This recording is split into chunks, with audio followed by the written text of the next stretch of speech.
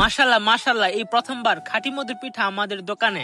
হ্যাঁ গাইস, আপনারা ঠিক শুনছেন। সাবন ভাই, তাসিন ভাই, কামরুল ভাই, মাসুম ভাই, মেহেদি ভাই, হোসেন ভাই, সাব্বির ভাই, শুভজিৎ ভাই, মাশরাফি ভাই, জান্নাতুল সাফা, এরা আমার গত ভিডিওর কমেন্টে বলেছিল দোকানে পিঠা বানাইয়া বিক্রি করতে। আর অনেকে বলেছিল, কিন্তু আমি দুঃখিত সবার কমেন্ট নিতে পারি নাই। প্লিজ কেউ এবার এই ভিডিওর কমেন্টে দুঃখ প্রকাশ করেন না। আমি তাদের কমেন্টের রিপ্লাই দিয়ে বলেছিলাম যেই ভাবি হোক আমাদের দোকানে পিঠা বিক্রি করব, তাই আমার কথা রাখার জন্য আজ থেকে পিঠা বানানো শুরু করি। আমরা দুই ধরনের পিঠা বানাবো। এক নাম্বার চিতল পিঠা বা অনেকেই বলে চিতলা পিঠা, দুই নাম্বার বাফা পিঠা বা ডুপি পিঠা। এই দুই ধরনের পিঠা বানানোর কমেন্ট সব থেকে বেশি আসছে, তাই আমরা আপাতত এই দুই ধরনের পিঠা বানিয়ে বিক্রি করব। পরে আস্তে আস্তে কাস্টমারের চাহিদা অনুযায়ী দোকানে পিঠা উঠাবো। কিন্তু বাফা পিঠা আমাদের দোকানে সবসময় নাও পেতে পারেন, কারণ এটা করতে একটু বেশি পরিশ্রম এবং সময় লাগে। আর আপনারা তো জানেনই আমার মা অনেক দিন ধরে অসুস্থ। আগে পুরি সিঙ্গারা জালমুড়ি বানাতো, এখন এগুলো বাদ দিয়ে শুধু চিতল পিঠা বানায়। তাই মাঝে মধ্যে বাফা পিঠা না পেলেও ইনশাআল্লাহ সবসময় চিতল পিঠা পাবেন সকাল সন্ধ্যায়। সকালে যদি কারো অনেকগুলো চিতল পিঠা লাগে তাহলে অর্ডার দিলে আমার মা বানিয়ে দিবে। 40 থেকে 50 মিনিট সময় লাগবে। আর আমাদের গ্রামের সব মানুষ